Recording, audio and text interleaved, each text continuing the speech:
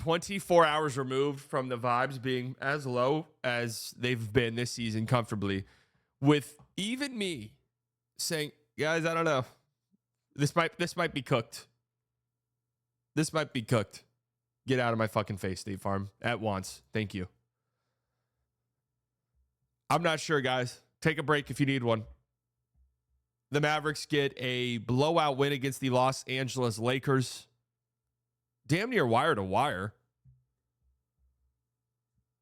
And are now 21-16. They snap their losing streak. They get their first win of the 2025 calendar year. They get their first win in the new, slightly biased microphone setup era.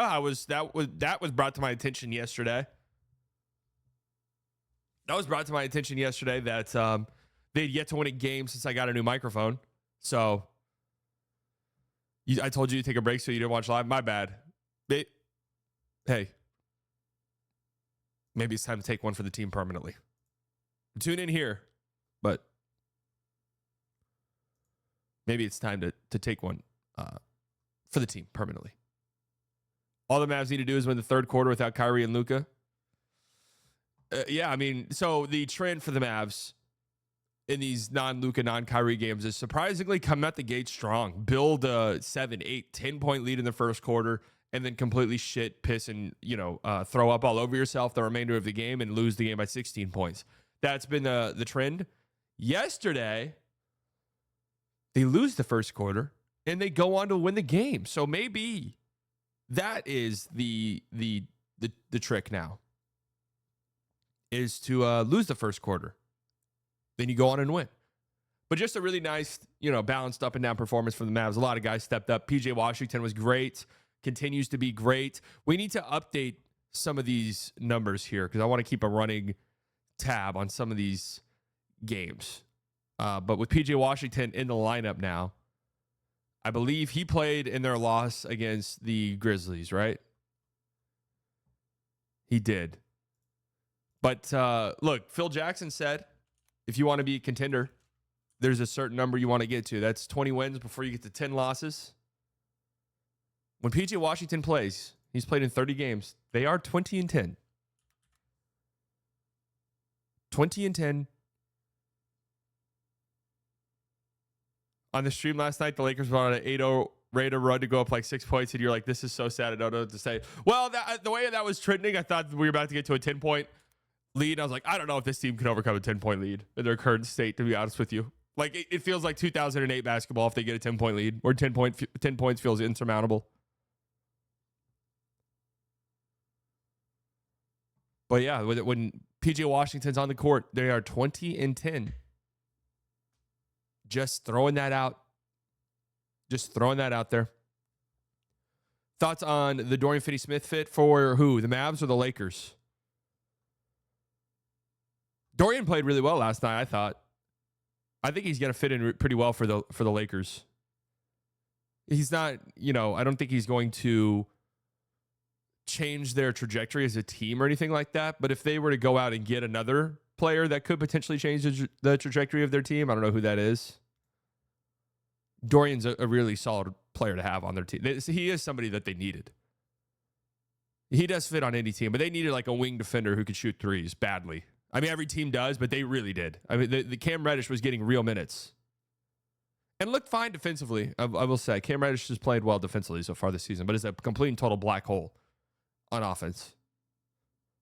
They really needed somebody to step up. You got Dalton Connect, who's just awful defensively. Austin Reeves was getting hunted last night defensively. So they need somebody like Dodo. Need a backup point guard. I mean, they need a center as well. You look at their roster. AD's playing a lot of minutes, a lot's being asked of him. That's always kind of scary. And Jackson Hayes, they need a roster. They need a center. What is his market if Dodo opts out next year? I'd take him back. Easily mid-level. What up, Philip? Salute. But the Mavs got 22 points from PJ Washington. 8 rebounds as well. We've talked ad nauseum about how PJ Washington, how much he helps the Mavericks on the boards. I thought Derek Lively, who had 5 fouls in this game, the foul trouble was a problem for him. But outside of that, I thought he played really well. just, the fouling. It's hard. It's hard when your starting center plays 19 minutes. So something that he's got to clean up. And it's, he's going to have games as a center naturally where contesting all those shots at the rim where he's going to get into foul trouble. It's inevitable, really. Spitz with 19 points. Klay Thompson, 13 points. He had a minute stretch in the second quarter where he went on a personal 9-0 run to turn a 6-point deficit for the Mavericks into a 3-point lead. That really kind of swung the game. From that point forward, the Mavericks never looked back, really. And that's why you go out and get a guy like Klay Thompson, because the rest of the game, the Lakers defense was completely and totally broken, trying to figure out where Klay Thompson was on the court. And that's why, also, we talk about Klay Thompson. Does he have some stinkers here and there? Yeah, I mean, that's going to happen with shooters. That's going to happen with any shooters his age. Has he been otherworldly with the Mavericks? No. Has he been fine? Yeah, I think Klay Thompson's been, I think he's done exactly what the Mavericks have wanted him to do. And you look at the on-off numbers for Mr. Klay Thompson, the offense is 7 points better when he's on the floor. The defense stays around the same. The team as a whole is a +8 when Klay Thompson is on the basketball court. Now, I'm interested what those numbers are during this recent stretch with no Luka and no Kyrie. Is the offense still, I mean, it's really hard to say. Klay Thompson with no Luka or Kyrie, they're still +5 in 150 minutes with a 117 offensive rating.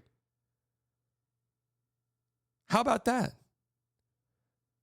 They've played 278 minutes with all three of those guys off the court. Jesus, that ain't good.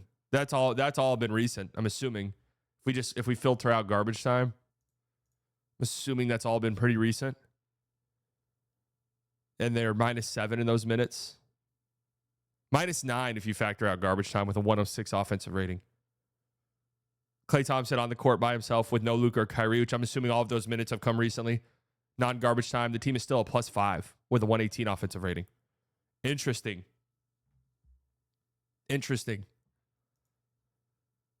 Still can't leave me open.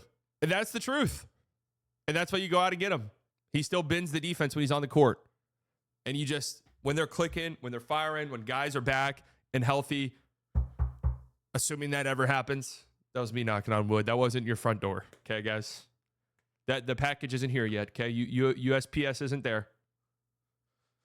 When guys are healthy and back on the court, God, it's going to be nasty. Can we just get there, please? Can we get there, please? No, chili's not being delivered yet, guys. I'm nervous about the chili situation. I'm nervous about it. What happened to the Mike O'Hearn memes? So I don't know if you guys have realized this with me. I like to move on. I don't like to stick on one thing too long. We have a fun little trend. We have a fun little ongoing meme. And then we move on. Just cut the recipe in half? No. I already went and I got 4 fucking pounds of meat in the fridge. We're cooking all of it. No, I'm gonna hit up my group text. I'm gonna see first and foremost how much it is. I think I have to go to the store and buy an actual, I have a normal size pot, but I think I need to go to the grocery store and buy one of those big ass aluminum ones or whatever it is. Not aluminum, one of the big ass metal ones. Man, J Kid and Live was going to build up towards threes. Don't believe it anymore. Yeah, no, they're not shooting threes. We made chili last night, and 2 pounds is enough for me and my wife to have 3 to 4 meals. Yeah, I'm gonna no beans. I'm gonna hit up some group texts and be like, "Yo, hey, I got some chili. If you want me to bring some over before the freeze starts." Chili with beans ain't chili. No, see, I don't have a strong opinion one way or another. There are certain people who would murder you for your opinion on this. I don't really care one way or the other. I'm personally don't like beans and chili. Beans are good for your heart. I have no problem with beans in general. Just not a beans guy. That's it. I'd eat them for dinner like chili, beans. The magical fruit. That's true.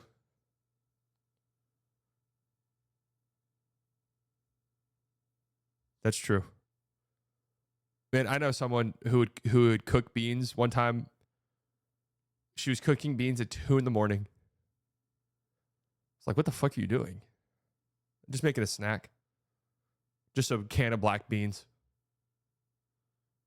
It's like, okay, that's a strange midnight snack, but all right. Teach their own.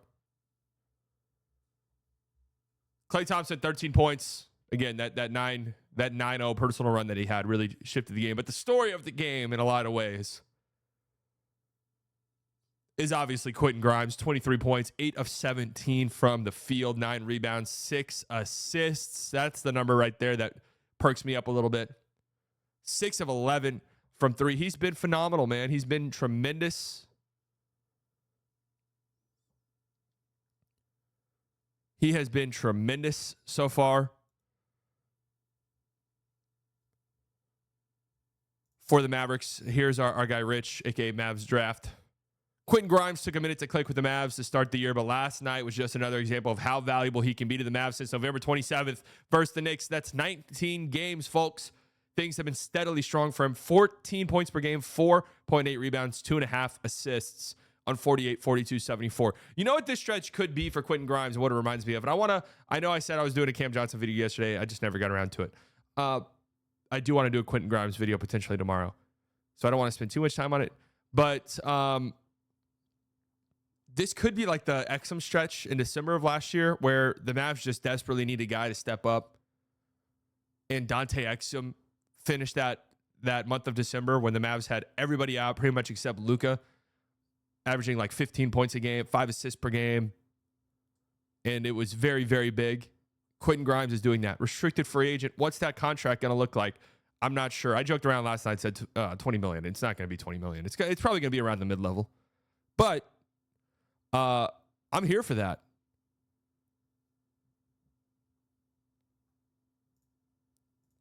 I'm here for the mid-level. So I love how Kyrie and Luka are out basically all of January, and NBA decided to pack the schedule with 16 games. Well, I mean, it's not like they predicted that. But it was a much-needed win for the Mavs. A stinky-ass loss for the Lakers. No two ways around it. Mavs depleted. Mavs on the second night of back-to-back with air travel. Not a loss that you should be proud of in any way, shape, or form, but a loss that you have to deal with.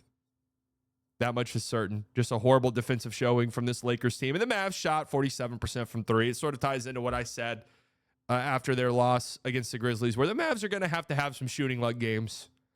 Like, they're going to have to win some games shooting 47, 50% from 3 while the other team doesn't shoot well from 3. Like, these things are probably going to happen for them to win games. But very big win. It kind of resets the vibes, and now all of a sudden the Mavs play the Portland Trailblazers, who, the Mavs have had some competitive games with this season. They play them tomorrow night. You win that game, you win 2 in a row. All right, you can start to see, let's win the games that we feel like we need to win, we have to win, we must win, and figure everything else out. Win a couple we shouldn't, and then let's just hope we get our guys back. Because the reason why the vibes, I think, shifted so heavily last night was obviously they won, but also, 2, you saw Luka walking around before the game started. You saw Luka fucking around with Dorian Finney-Smith and, attempting a one-legged shot. He didn't put any pressure on his messed up calf, but shooting the basketball. You saw him walking around without the scooter. You saw Kyrie on the bench dapping up teammates and, standing up and down all the time. And it's like, okay, we might be back sooner than later. Just a couple of nights ago, it came out, hey, Kyrie's going to be out for a handful of months. Or a handful of weeks, his back's wrong. We don't really know what the problem is, this, that, and the third. And it's like, what does this mean? And Luka's gingerly getting up and getting on his scooter, and it looks like he can barely move. And then we get this from yesterday. Yeah, walking gingerly, but, he's dealing with a calf strain, guys. That's exactly why tweets speculating on shit like that's not helpful. No, you are correct. But also, I told you guys I wasn't worried about the scooter thing. But also, the Kyrie one, I mean, dude, the reporting on this has been confusing. It has. What's the plan when someone gives 20 to 25 million to Grimes? Well, I think you call that GM. The GM answers, hello. You say, what the fuck is wrong with you? Are you joking? What is going on with you? Are you out of your mind? What are you thinking? And then you have a decision to make beyond that point. You can't pay Quentin Grimes $25 million. You just can't do that. But, yeah. Daniel Gafford was at home playing 2K last night. I know because I was on with him. During the game,